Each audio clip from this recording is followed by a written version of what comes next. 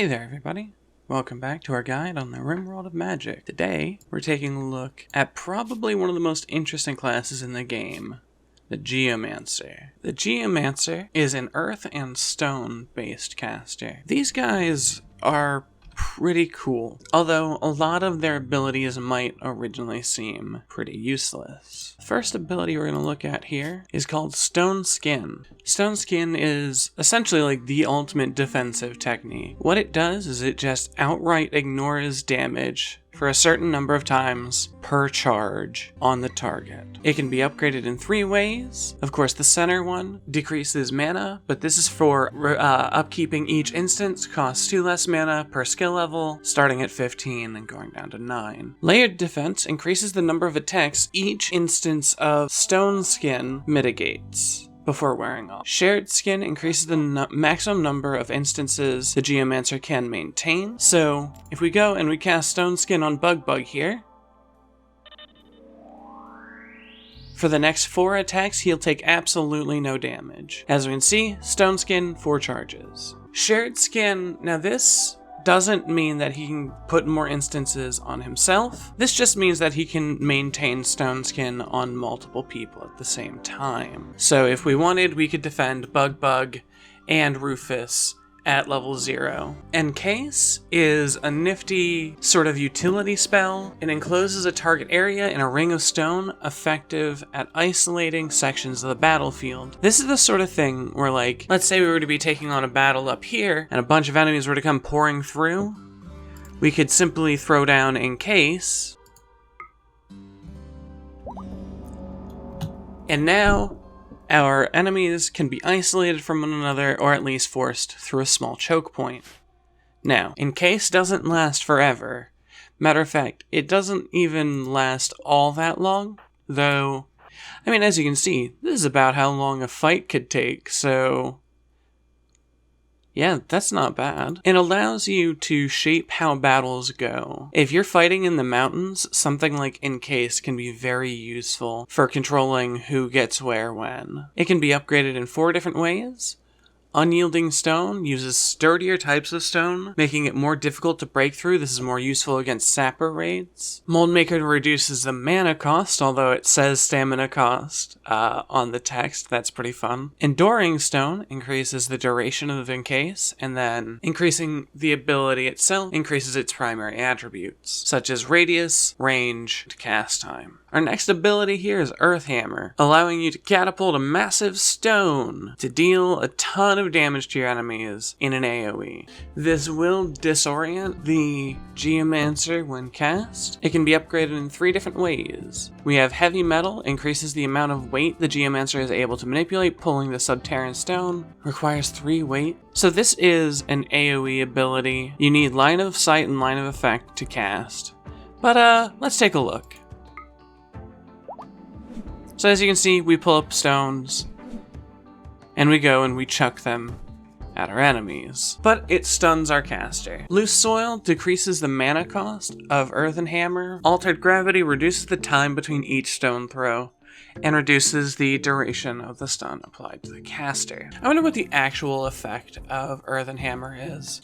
Alright, so let's go ahead and upgrade Heavy Metal here. Alright, it's upgraded to the highest point. Let's go ahead and throw some damn rocks.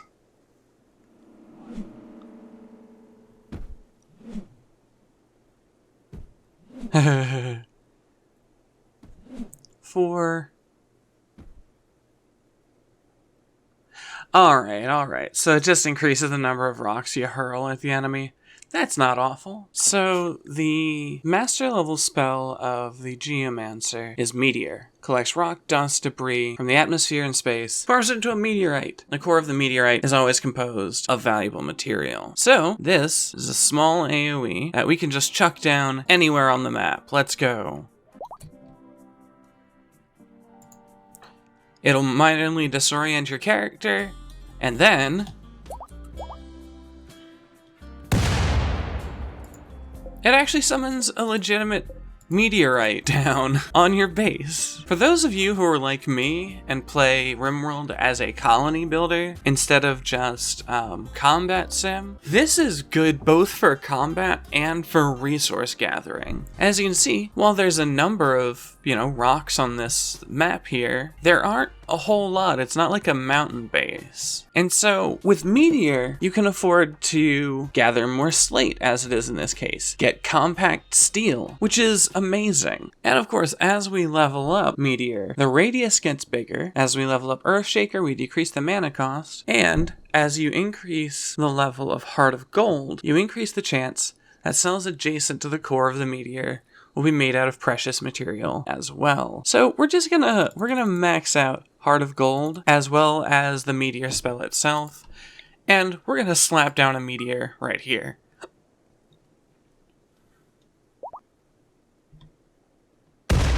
Oh my god!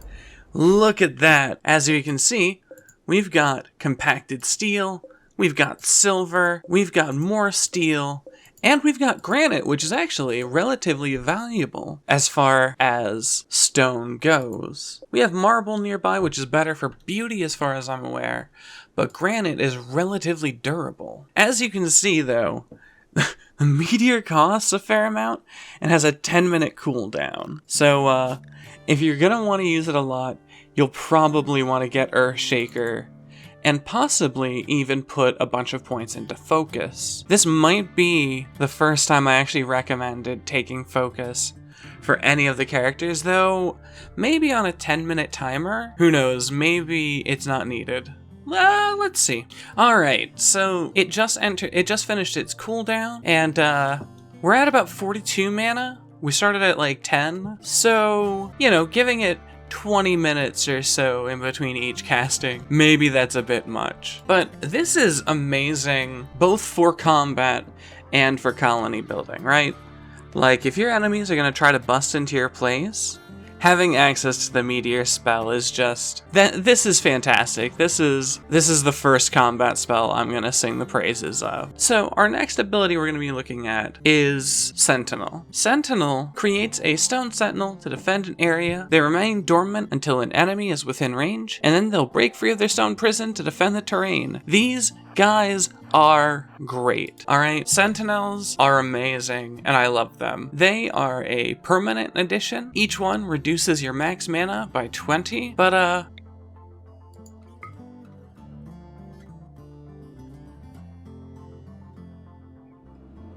they're sort of just an animal within your colony.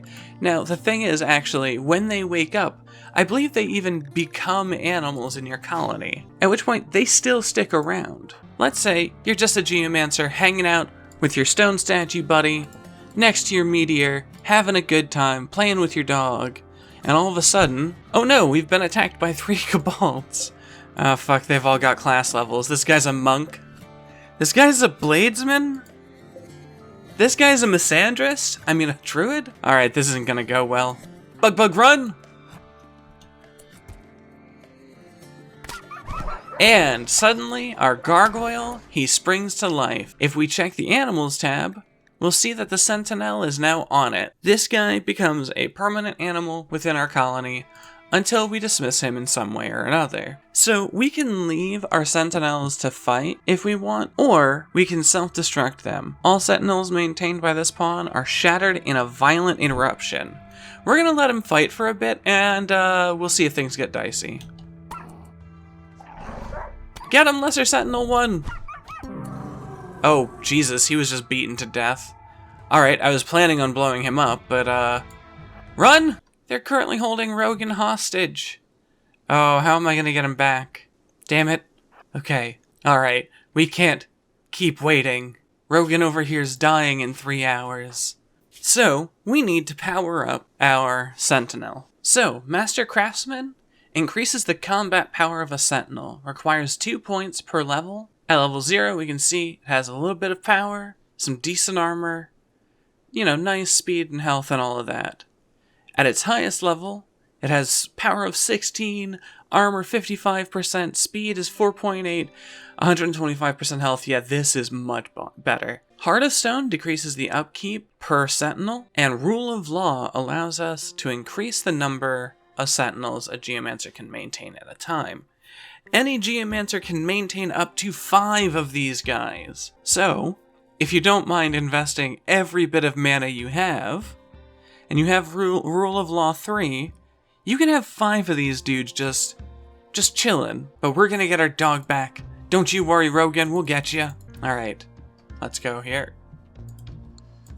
We're gonna see, okay. Sentinel, how many of these can we get right now? We can get 2?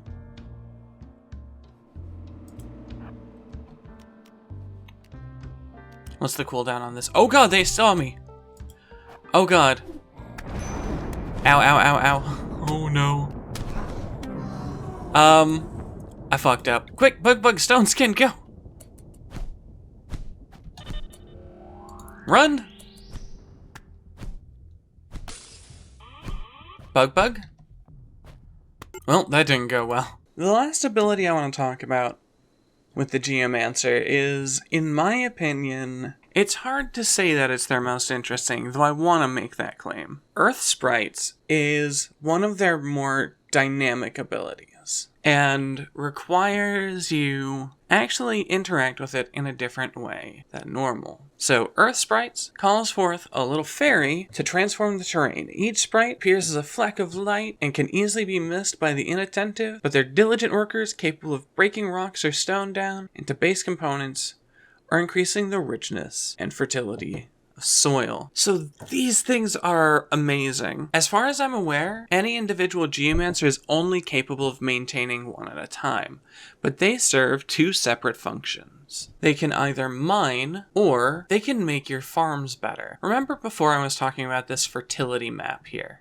As you can see, each square has its own fertility rating. These yellow squares have low fertility of 70%. These pale green squares have a fertility of 100%. These bright green squares have a fertility of 140%. Any square which doesn't have yellow, pale green, or bright green doesn't have any fertility whatsoever, so you can't grow rice on marble. Part of what the Earth Sprites can do is they'll hang out on the map and they can just improve the fertility of soil. Now, the soil will never go above 140% fertility, but you can make the normal soil into 140% fertility, and you can make stony soil into 100%. In order to cast this spell, you'll need your Geomancer nearby, and then you set up a zone. You go into expand allowed area, and you'll see one called Earth Sprites. We're gonna go and turn this area into more arable soil. This area contains a bright green zone, a pale green zone, a yellow zone, and solid stone. So we're gonna take our Earth Sprites and make sure that we place them into the Earth Sprites area. Click right there.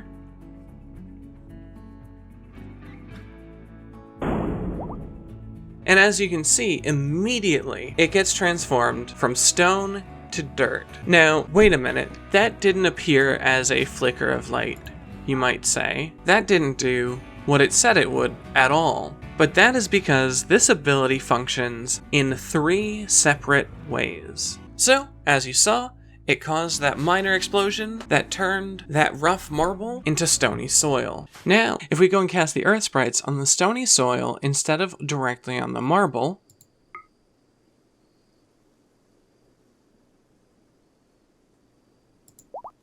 we'll see a slight glow on the area. This is the Earth Sprite itself. If we just sit here for a while and watch it, we'll see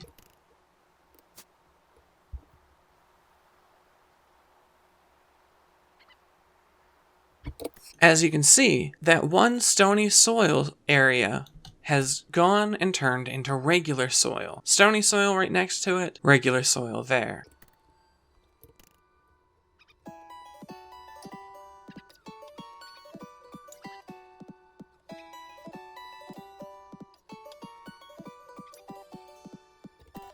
And as we can see now, it's gone and transformed regular soil into fertile soil, rich soil. And a matter of fact, if we turn off the fertility map and zoom in, we can see that it's even become dark soil.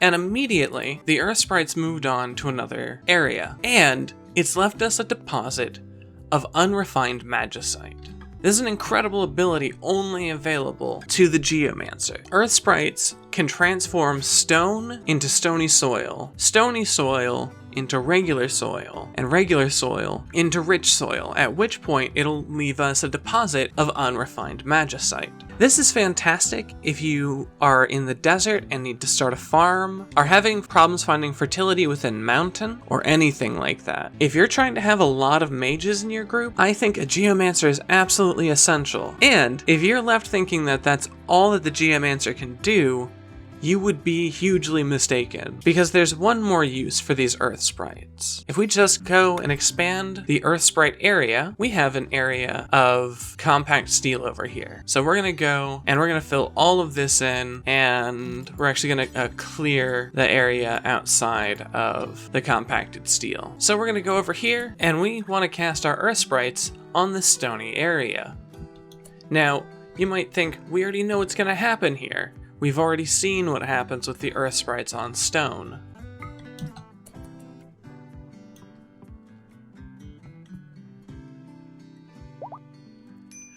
But as you can see, there was no big explosion. What the hell happened to the big explosion? Where, you might ask, is the earth-shattering kaboom? Well, if we take a close look here, you'll see that this stone is now mining itself out. This is another effect of the earth sprites. Earth sprites are capable of mining away at materials. As you can see, they're rather slow about it. They operate as a minimum skilled worker, just mining the material. This, however, is insanely useful. If you're running a colony with just one Geomancer or very few colonists, having the Geomancer's earth sprites working on mining can really improve food production. It can improve the production of construction materials. And I believe, though I'm not 100% sure, but I believe that earthen sprites have a higher chance of grabbing magicite than regular miners. So, as you can see, it's finished mining away, and there's now a chunk of steel lying on the floor. And it'll just keep getting on with it. It's fantastic. You can sort of leave your colonists idle nearby, and hey, look at that, we even grabbed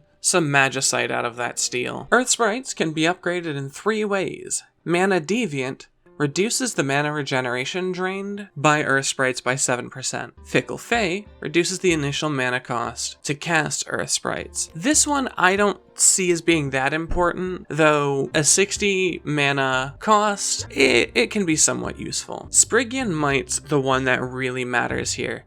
It increases the work speed of the sprite by 20%. This can be raised up to 5 times. So we want to test out just how effective is Spriggan Might. We're going to set up a small testing zone. We're going to say expand earth sprites, and we're just going to set 5 blocks. We are on hour 1 of the 2nd of Aprime, and our rank 1 earth sprites are going to make it through that area. This is with 0 points invested, so let's go ahead and check it out.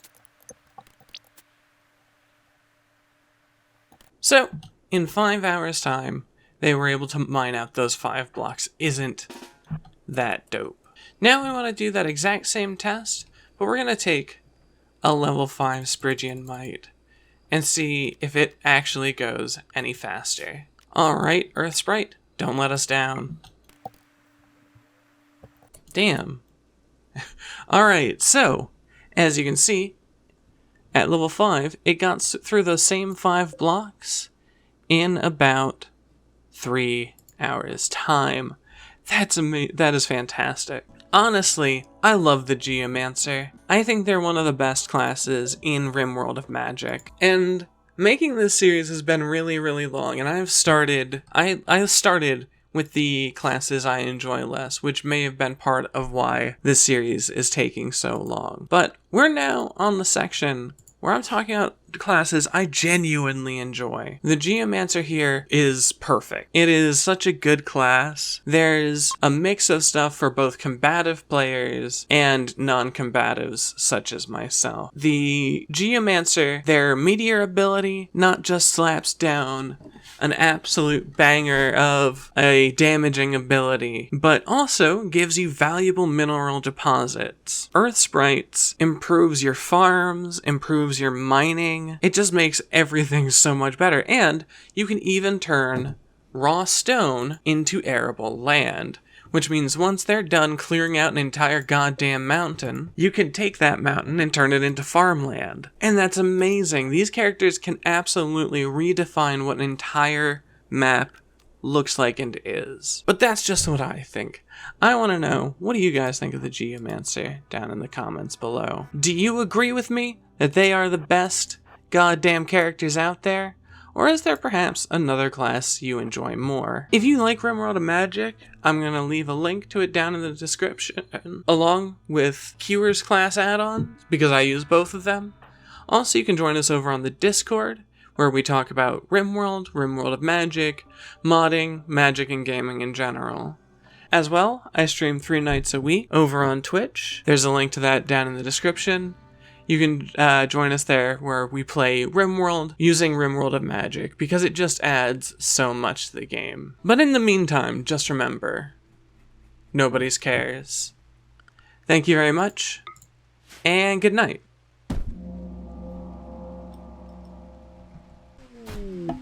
We got an assassination request. I want to try this. Oh no! I didn't send them with any fuel. Nothing, we're just sitting here playing chess. It's fine. Can we make beds?